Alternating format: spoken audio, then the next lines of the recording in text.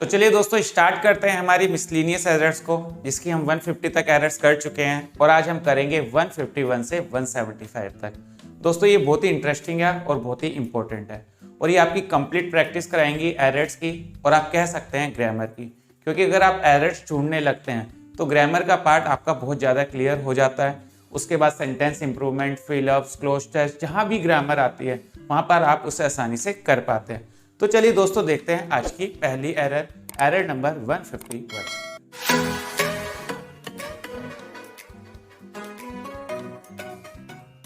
देखते हैं आज की पहली error. The hurrying crowds of people past each other amazed him. दोस्तों यहाँ पर पास्ट वर्ड नहीं आएगा, आप ध्यान से देखिएगा। जब इसका मतलब होगा गुजरना, कहीं से जाना, तो यहाँ पर जो सेकंड और थर्ड फॉर्म आप लगाएंगे वो पास्ट, PASSED लगाएंगे। पास्ट एज अ प्रेपोजिशन कभी कभी आप यूज कर सकते हैं। I went to school past my friend's house, तो उस तरीके से तो पास्ट वर्ड आ जाएगा। मगर जब एज अ वर्ब आप यहाँ पर यूज करेंगे तो उसकी सेकंड और थर्ड फॉर्म पास्ट होगी, तो आप यहाँ पर कहेंगे पार्ट बी में एरर है और इसका आंसर क्या हो गया, part B. He neither talks too much nor he causes any trouble during the lesson। दोस्तों यहाँ पर आप देख सकते हैं he neither से पहले भी है और nor के लिए भी है, तो जब सब्जेक्ट सेम ही है तो उसे दो बार हम क्यों लिखे? तो ये सुपरफ्लुअस एरर है, दो बार ही लिखने की कोई जरूरत नहीं है। तो आप क्या कहेंगे, he neither talks too much nor causes any trouble during the lesson। तो यहाँ पर भी पार्ट बी में एरर आ गई और ही यहाँ पर नहीं आएगा, ही की कोई भी जरूरत यहाँ पर नहीं है। There is only one cure to the evils which newly acquired freedom produces and that cure is freedom। दोस्तों यहाँ पर प्रेपोजिशन एरर है, क्योर के साथ आप फॉर लगाएंगे। क्योर फॉर समथिंग होता है, क्योर टू समथिंग नहीं होता। तो यहाँ पर क्योर के साथ आप फॉर लगाएंगे, फिर से पार्ट बी में एरर हो गई, टू की जगह क्या आएगा, फॉर आएगा। They will leave the office at 6 and reach at home by 7। दोस्तों रीच वर्ड के साथ ना कोई प्रेपोजिशन नहीं आती है। Reach in, reach at, reach on, दूसरा होम से भी पहले यहाँ प्रेपोजिशन नहीं आनी थी। तो यहाँ आप क्या देख रहे हैं, रीच होम होगा, रीच एट होम नहीं होगा, क्योंकि आप इस तरीके से बोलते हैं I have reached school, to school, at school आप नहीं बोलते हैं। तो यहाँ पर प्रेपोजिशन की एरर है और आप कहेंगे पार्ट सी में एरर है, क्योंकि रीच के साथ कोई भी प्रेपोजिशन हम यहाँ पर नहीं लगाएंगे। Do not write him off as I feel he still has the fire smouldering in him. दोस्तों ये एरर बहुत इंटरेस्टिंग है। दोस्तों इस एरर को देखिए और आपको एक वर्ड दिखाई देगा राइट ऑफ। राइट ऑफ का मतलब होता है कम आंकना, किसी को मानना कि इस काम को नहीं कर सकता। तो ये जो ऑफ आपको दिख रहा है ये डबल एफ वाला आएगा और ऑफ में आपको लगाना होगा डबल एफ और डबल एफ, तो वर्ड बना राइट ऑफ। तो यहाँ पार्ट ए में एरर हो गई, मीन्स ओ एफ कुछ नहीं होगा, यहाँ पर आपको लिखना होगा राइट ओ डबल एफ। तो राइट ऑफ मतलब किसी को कम आंकना। The poor man saves the money but then he began to worry that thieves might take it away. दोस्तों यहाँ पर आपको बिगेन दिखाई दे रहा है, यहाँ पर आपको सेव्स दिखाई दे रहा है। ये वर्ब की फर्स्ट फॉर्म हो गई और ये वर्ब की सेकंड फॉर्म हो गई और ये लॉजिक चल नहीं रहा है कि आप कहें कि पुअर मैन पैसा सेव करता है मगर उससे सोचने लगता है, चिंता करने लगा था पास्ट में, तो ये लॉजिक बैठ नहीं रहा है। तो अगर सेंटेंस आपका पास्ट में चल रहा है और बात आप कोई पास्ट की बता रहे हैं तो यहाँ पर सेव्स की जगह आप इसे सेव्ड कर पढ़े। तो आपने क्या कहा, गरीब आदमी ने पैसे जमा करे और फिर वो चिंता करने लगा कि कहीं कोई चोर उससे ले तो नहीं जाएगा। तो पार्ट ए में एरर हो गई, फर्स्ट फॉर्म नहीं आएगी, सेकंड फॉर्म आएगी और सेव्स की जगह क्या आएगा, सेव्ड आएगा। सम ऑफ आवर लेटेस्ट कैनन। दोस्तों मैं अभी आगे नहीं जाऊंगा क्योंकि एरर यहीं पर खत्म हो गई है। जब आप ऑफ लगा रहे हैं या और कोई प्रेपोजिशन लगा रहे हैं, तो जब आप कहते हैं some of my friends, some of my books, आप सम मतलब क्या होता है, कुछ, तो कुछ को एक में से तो नहीं निकालोगे। कैनन जैसे हमने लिखा है तो आपकी कैनन प्लूरल में होनी चाहिए, तो सम ऑफ के बाद आपको दिखेगा ये वर्ड प्लूरल होना चाहिए। सम ऑफ माई फ्रेंड थोड़ी बोलूंगा, सम ऑफ माई फ्रेंड्स, क्योंकि एक फ्रेंड में से सम कैसे निकालूं मैं। तो जब आप ऑफ लगा रहे हैं तो उसके बाद वाला जो नाउन होना चाहिए वो प्लूरल होना चाहिए। या तो वन काउंटेबल अलग बात हो गई, मगर अगर वो काउंटेबल है तो वो प्लूरल में होना चाहिए। तो आप क्या कहेंगे, some of our latest cannons that have come out of the production line have a very long range. तो यहां पर पार्ट ए में एरर हो गई। He could not but help shed tears at the plight of the villagers rendered homeless by a devastating cyclone। दोस्तों इस error को समझिए, he could not help but, ये फ्रेज होता है he could not help but, और इसे हम जब लगाते हैं जब हमें कोई इनएबिलिटी दिखानी होती है कि वो कुछ कर ही नहीं पाया, कंट्रोल नहीं कर पाया उस पर, कि रोए बिना वो रह नहीं पाया। तो could not help but आपको याद रखना है, could not but help नहीं होता, पार्ट ए में यहां पर एरर हो गई। Most of the members at the meeting felt that the group appointed to investigate the case were not competent to do the job efficiently. दोस्तों इस word को देखिए, वर। अब पता कीजिए किसके लिए लगा है। आप जब पता करेंगे तो आपको पता लगेगा ये ग्रुप के लिए लगा है। ग्रुप आपको पता है सिंगुलर है, सिंगुलर है तो सिंगुलर के साथ वर्ड नहीं लगता, आपको पता है क्या लगता है, वॉज लगता है। तो आपको यहां पर कौन से पार्ट में एरर मिल गई, पार्ट बी में एरर मिल गई। देख लीजिए कितना आसान है अगर आप सिस्टम से एरर को ढूंढते हैं। I now realise that public speaking requires as much courage and confidence as to dance. दोस्तों यहां हमने पब्लिक स्पीकिंग मीन्स वर्ब की फर्स्ट फॉर्म आईएनजी जिरंड का यूज किया है। तो आप जब उसे कंपेयर करेंगे तो वो जिरंड से ही होगा, इन्फिनिटिव से नहीं होगा। तो आप यहाँ टू डांस ना लिखें, आप यहाँ पर टू डांस की जगह क्या लिखेंगे, डांसिंग लिखेंगे, और फिर आप क्या कहेंगे, पार्ट सी में एरर है। तो इन्फिनिटिव का कंपैरिजन आप इन्फिनिटिव से करें और जिरंड का जिरंड से करें। 2 + V1 है तो उसे V1 से कंपेयर करेंगे, उधर जिरंड नहीं आना चाहिए, और ऑलरेडी जिरंड है तो उसका भी आप जिरंड से ही करेंगे। तो यहाँ पार्ट सी में एरर आपको मिल गई। No accuse for attacking that old man।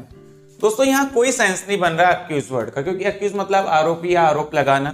यहाँ पर सेंस बनेगा और आप कहेंगे excuse होता तो थोड़ा ठीक लगता। अब इसे आप पढ़िए, he had no excuse for attacking that old man, कि उसके पास कोई भी excuse, कोई भी वजह नहीं है बताने के लिए कि उसने old man पर अटैक क्यों किया। तो पार्ट बी में एरर आ गई।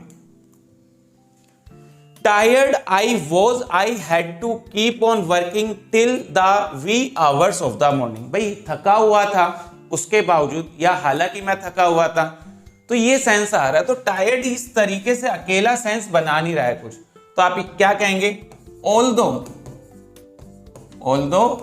I was tired, although I was tired, तो कुछ इस तरीके से आपका सेंटेंस होना चाहिए।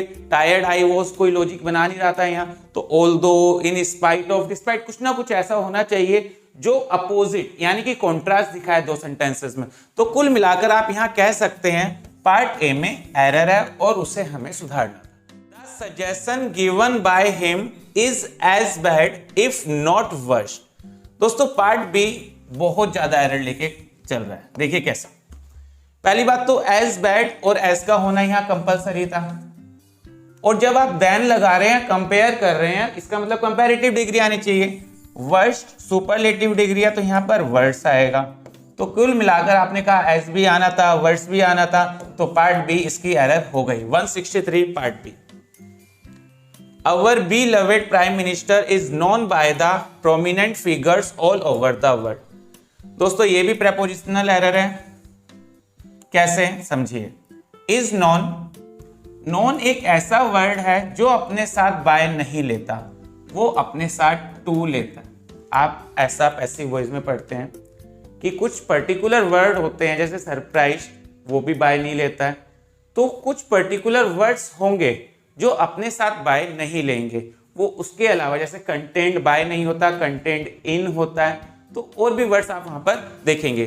तो नॉन के साथ हमेशा टू आता है, बाय नहीं आता। तो आप क्या कहेंगे, known to the prominent figures all over the world. तो पार्ट बी में आपके 164 में एरर आ गई। Professor Lal teaches both history as well as literature. दोस्तों बोथ और एज वेल एज दोनों एक साथ नहीं जाते हैं। बोथ लगा रहे हैं तो उसके साथ जो पेयर वर्ड लगेगा वो एंड लगेगा, और एज वेल एज लगा रहे हैं तो वो अकेला ही लग जाएगा। तो यहां पर आपको पार्ट बी में एरर दिख रही है। तो आप क्या करें, यहां पर एज वेल एज को काटकर एंड लगा दें, तो आपका सेंटेंस बन गया both history and literature each semester. तो पार्ट बी में एरर आ गई। The media play a vital role in popularising a brand. Media singular noun है यहाँ पर, तो यहाँ पर सिंगुलर नाउन है, वर्ब की फर्स्ट फॉर्म आई है तो वो पॉसिबल है ही नहीं, तो उसके साथ आपको पता है एस या ईएस लगना चाहिए, तो media place. Part A error. This is the second communication we have sent and we are much surprised at receiving no answer। भाई ये सेकंड कम्युनिकेशन है जो हम भेज रहे हैं, आप पढ़ते पढ़ते आपको सेंस आया, हमने भेजा है नहीं, जो हम भेज रहे हैं और हम सरप्राइज है कि अभी तक हमें कोई रिप्लाई नहीं मिला या कोई आंसर नहीं मिला, तो वी आर सेंडिंग कि हम इसे भेज रहे हैं, ये हमारा सेकंड कम्युनिकेशन है, तो वी आर सेंडिंग आएगा। कुल मिलाकर आप कहेंगे पार्ट ए में एरर है। Every one of us should realise that any act of negligence will cause a great harm to our country security. कि हम में से सभी को ये रियलाइज करना होगा कि एनी एक्ट ऑफ नेग्लिजेंस, कोई भी एक्ट जो नेग्लिजेंस का होगा, will cause a great harm to our country security. यहां पर पार्ट में देख सकते हैं एवरी वन ऑफ अस, ठीक है, यहाँ पर ऑफ और ऑफ के बाद ऐसा आया, शुड के साथ फर्स्ट फॉर्म आई है, that any act of negligence, यहां पर आपको कोई दिक्कत नहीं लग रही, विल के साथ कोज आया, अ ग्रेट हार्म, एक बड़ा हार्म करेगा, किसे, टू अवर कंट्री सिक्योरिटी, हमारी कंट्री की सिक्योरिटी को, तो आप क्या कहेंगे यहाँ पर नो एरर है। The government granted relief payments of ₹5,000 each to those who injured in the fire accident. देखिए इंजर्ड मतलब हो गया, हु इंजर्ड मतलब जिन्होंने इंजर्ड किया, इंजर्ड तो फायर ने किया, तो ये पैसिव वॉइस का सेंटेंस है, तो आप क्या कहेंगे हु वर इंजर्ड, ये पैसिव वॉइस में बनेगा, ये एक्टिव में नहीं बनेगा। आई वॉज इंजर्ड, अगर मैं इंजर्ड हुआ हूं, तो पार्ट सी इसका एरर हो गया। The ruins of the spillway are a vital clue to the epic struggle that unfold। दोस्तों यहाँ पर आप दैट वर्ड देखिए, बड़ी एरर देखकर बिल्कुल मत घबराइएगा, कंसेप्ट बहुत छोटा हो सकता है, वहां पर दैट स्ट्रगल के लिए लगा है, और स्ट्रगल के लिए जब दैट लगा है तो वो सिंगुलर ही होगा, क्योंकि स्ट्रगल सिंगुलर है, और सिंगुलर के साथ जब भी आपको वर्ब की फर्स्ट फॉर्म दिखाई दे, फॉर एग्जांपल आपको ही दिखाई दे और उसके साथ गो दिखाई दे, तो आप इसे एरर मान लेंगे एकदम से। क्यों? अगर सिंगुलर के साथ वर्ब की फर्स्ट फॉर्म आएगी तो उसमें एस या ईएस जरूर लगेगा, तो ही गोज होगा, तो ये बहुत आसान तरीका से समझने का। तो दैट को आप क्या कहेंगे, दैट अनफोल्ड्स, तो यहाँ पर अनफोल्ड्स आएगा, और पार्ट बी में एरर आ गई। आगे आपको पढ़ने की जरूरत ही नहीं है, टाइम बचाइए, कुछ सेंटेंसेस कंसेप्ट से ही क्लियर हो जाते हैं, और आपको क्लियर कट पता है कि यहाँ पर अनफोल्ड्स आएगा, तो टाइम बचा और एरर मिल गई हमें, पार्ट बी में एरर है। Mothers keep on to encouraging their children. दोस्तों कीप ऑन प्लस आईएनजी होता है जब आपको बताना कि कोई काम होता रहता है, तो ये आपको टू साफ साफ दिखाई दे रहा है कि कीप ऑन के साथ टू का यहां पर कोई रोल नहीं है, part B error. A bird in the tree is worth two in the bush. दोस्तों आपको ये याद रखना होगा, a bird in the hand होता है, a bird in the hand, इस तरह का प्रोवर्ब आपको याद होना चाहिए। A bird in the hand is worth two in the bush, मतलब कि अगर एक चीज आपके हाथ में है तो वो उन दो चीजों से बहुत बेहतर है जो बुशेस में है, तो आप एक को मत छोड़िएगा उन दो के चक्कर में। तो a bird in the hand is worth two in the bush, ये आपको याद रखना होगा, तो part B error. The Russian ambassador's whereabouts मतलब होता है अता पता, किसी को नहीं पता है, is not known to anyone, no error. तो दोस्तों यहाँ कोई एरर नहीं है, रशियन एम्बेसडर के साथ एपोस्ट्रोफी लगा है, वेयर अबाउट यहाँ सिंगुलर के सेंस में यूज हुआ, इज आया, नॉट नोन, नोन के साथ टू आएगा, मैंने आपको अभी बताया था, एनीवन, नो एरर, तो यहाँ पर पार्ट डी, यहाँ पर आपका आंसर आ गया। A study is going underway to determine the exact concentration of lead in the water supply। दोस्तों going और underway, underway मतलब क्या होता है, चल रही है, तो going और underway एक साथ कोई सेंस बन नहीं रहा है, तो आप यहाँ पर नॉर्मल भी एक सेंटेंस बोल सकते हैं, a study is underway, एक स्टडी चल रही है, to determine the exact concentration of lead in the water supply. तो पार्ट ए में यहाँ पर एरर मिल गई आपको और बहुत आसानी से मिली। Despite the speed in which he was driving he could not reach on time. दोस्तों स्पीड के लिए आप इन वर्ड का यूज नहीं करते हैं, एट वर्ड का करते हैं। Eight which speed, at what speed, तो यहाँ इन नहीं आएगा, एट आएगा। Part A error. तो दोस्तों ये थी आज की 25 एरर्स और मैं उम्मीद करता हूँ आपको सारी एरर्स समझ आई होगी और आपने इन्हें लिखा भी होगा और इन्हें आगे पढ़ते रहिएगा, रिवीजन करते रहिएगा, ताकि जब एग्जाम्स आए तो आपके पास बिल्कुल हर तरह की नॉलेज हो इन एरर्स को करने के लिए और आप एग्जाम्स में बिल्कुल भी ट्रबल ना करें। दोस्तों अगर आपको मेरी वीडियो अच्छी लगी है तो लाइक कीजिएगा, शेयर कीजिएगा और हाँ, अगर आप मेरे चैनल पर नए हैं तो प्लीज़ इसे सब्सक्राइब भी कीजिएगा।